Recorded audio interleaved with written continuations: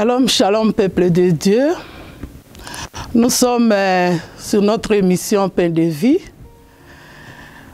Nous sommes venus partager quelque chose avec vous qui peut-être va édifier quelqu'un, une personne qui est en train de me suivre aujourd'hui. Nous allons prier. Père, au nom de Jésus, nous te disons merci. Merci pour ces bons moments, Seigneur, que tu as prévus. Que nous partageons, Seigneur Dieu, cette parole, Jésus-Christ de Nazareth, qui va édifier un papa, une maman et un jeune Jésus-Christ qui est en train de me suivre aujourd'hui pour la gloire de Jésus. Avec action de grâce, nous venons prier. Amen. C'est vrai, aujourd'hui, nous allons partager un thème que je viens peut-être prendre sur ma vie courante. C'est de l'opprobre à la gloire. De l'opprobre à la gloire. Mais avant de partager ce thème, nous allons lire la parole de Dieu. Nous allons lire la parole de Dieu dans Luc 7, du 11e verset au 16e verset. Nous lisons au nom de Jésus. Les jours suivants, Jésus alla à une ville appelée Naïm. Ses disciples et une grande foule faisaient route avec lui. Lorsqu'il fit près de la porte de la ville, voici, on portait à terre un mort, fils unique de sa mère, qui était veuve. Et il avait avec elle beaucoup de gens de la ville.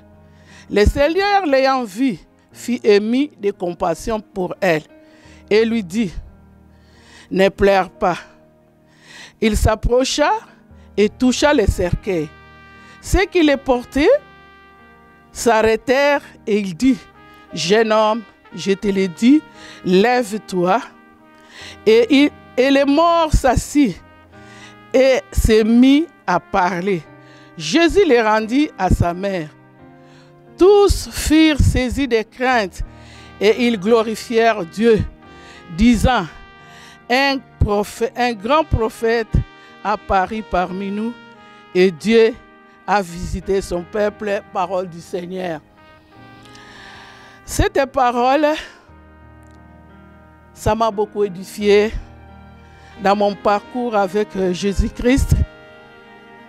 Cette femme, dans la ville de Naïm, elle n'était pas la seule veuve. Mais pourquoi on l'a appelée veuve de Naïm? Elle a perdu le nom qu'elle avait, son nom qu'elle portait depuis la naissance de ses parents. Elle a perdu ce nom. Pourquoi? Parce qu'elle était veuve, elle vivait dans l'opprobre. Veuve qu'elle était, elle avait un fils unique, un seul fils unique. Après quelque temps, veuve, cela veut dire quoi? C'est donc une femme qui a perdu son mari. Donc elle était veuve. Quelque temps après, elle vient perdre encore un fils, l'unique fils qu'elle avait. Et elle a perdu subitement. Cette femme était dans l'opprobre. Elle était dans l'humiliation.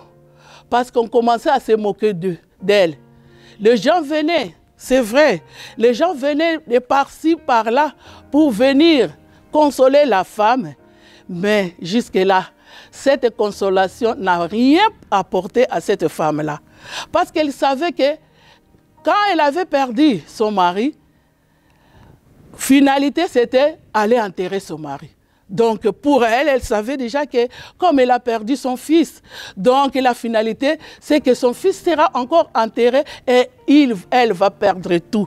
Elle perd son mari, elle perd son fils, et je sais que la suite, après avoir perdu son héritier, qui pouvait peut-être avoir l'héritage de ses parents, peut-être la belle famille aussi allait peut-être la faire sortir de la maison et récupérer tous les biens parce que l'héritier qui devait prendre tout ça est parti. Donc cette femme était inconsolable. Bien que la ville, la Bible nous dit que la ville venait pour consoler cette femme-là, mais elle était restée inconsolable. Et le jour venant, il s'est dirigé au cimetière pour aller enterrer. Elle savait la direction. Elle savait cette direction-là. La seule direction qui a mené au cimetière, la direction qui a mené l'autre fois son mari, c'est cette direction, même cette direction qu'on a prise. Et il se disait, c'est tout, c'est fini pour moi. Cette veuve était dans l'opprobre. Elle était dans l'opprobre. Mais c'est vrai, l'opprobre ne signifie pas que c'est fini dans ta vie. Toi qui me suis aujourd'hui là, dis-toi que même si tu es en train de vivre dans l'opprobre, tu es en train de vivre dans l'humiliation, tu es en train de vivre je ne sais quoi, dans la maladie, dans le célibat, je ne sais quoi, qu'est-ce qui t'amène dans l'opprobre? Laisse-moi te dire que ce n'est pas la fin. Ce n'est pas la fin. Parce que cette femme croyait que c'était la fin pour elle. Était dans l'opprobre, elle était inconsolable. Et les gens sont venus porter les cercueils. Ils partaient déjà pour aller enterrer cet enfant-là. Je sais qu'il y a des gens qui t'accompagnent à l'enterrement pour aller t'enterrer, pour enterrer ton mariage, pour enterrer ce que tu as, ta richesse. Ils veulent enterrer tout ce que tu as. Mais laisse-moi te dire, ces gens-là qui t'accompagnent seront confondus, seront confondus. Ces gens-là qui t'accompagnent pour aller enterrer ce qui t'appartient seront confondus. Cette veuve partait, elle pleurait. Même si la Bible ne me le dit pas, mais je sais que cette veuve avait changé l'attitude. L'attitude qu'elle avait l'autre fois quand son mari était mort, ce n'est pas l'attitude qu'elle avait quand son fils était mort. Parce que quand il partait au chemin, vraiment je sais qu'il avait changé. Sa façon de pleurer avait changé. Sa façon, Seigneur, de voir des choses avait changé. Voilà pourquoi quand il partait, chemin faisant, le cortège de la mort qui accompagnait cette veuve-là a croisé une cortège, un autre cortège. Dans cette cortège-là, il y avait le cortège de la vie. Il y avait un homme qui, oh lui, il est la vie et la résurrection, qui était dans cette cortège-là. Et que quand cette veuve a rencontré cette cortège-là, Jésus de Nazareth, l'homme de Galilée, celui qui détient la mort, la clé de la mort, a rencontré cette veuve. Et quand elle a rencontré cette veuve, elle n'a pas dit arrêtez-vous. Elle n'a même pas dit de s'arrêter. Arrêtez-toi. Elle n'a rien dit. Mais quand elle a vu seulement les gens qui apportaient les cercueils, elle s'est approchée devant les cercueils. Et juste quand il a touché les cercueils, directement, ces gens-là s'est arrêtés. Aujourd'hui, là, quand tu m'attends, comme tu me suis là, Jésus est dans ton chemin.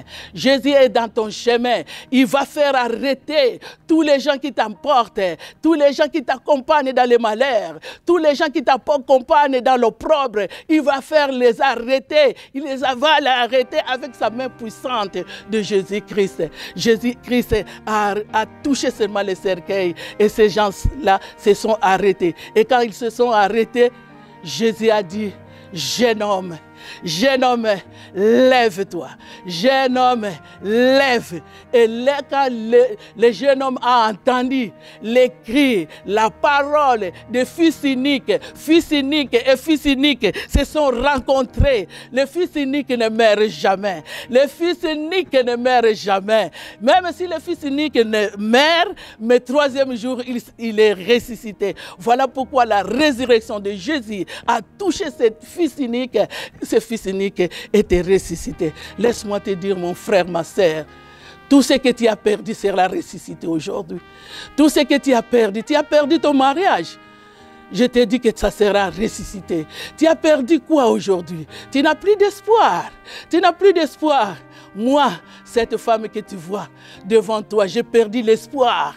J'avais perdu l'espoir pendant 13 ans. Le mari est parti, il m'a laissé. J'ai souffert avec les enfants. Mais 13 ans, je suis resté fidèle à ce Dieu. Reste fidèle à ce Dieu. Croise Jésus. Ne prends pas le chemin de l'église, le chemin de la prière comme l'habitude. Non, cherche à croiser Jésus. Cherche à croiser Jésus. Quand tu croises Jésus dans ton chemin, tout va changer. Quand tu croises Jésus dans ton chemin, tout va changer. Laisse-moi t'exhorter aujourd'hui. Laisse-moi te dire que l'opprobre, ce n'est pas la fin du monde. L'opprobre, ce n'est pas la fin du monde. Jésus va changer cet opprobre en gloire. Comme il a changé l'opprobre de la veuve Naïm ce jour-là en gloire.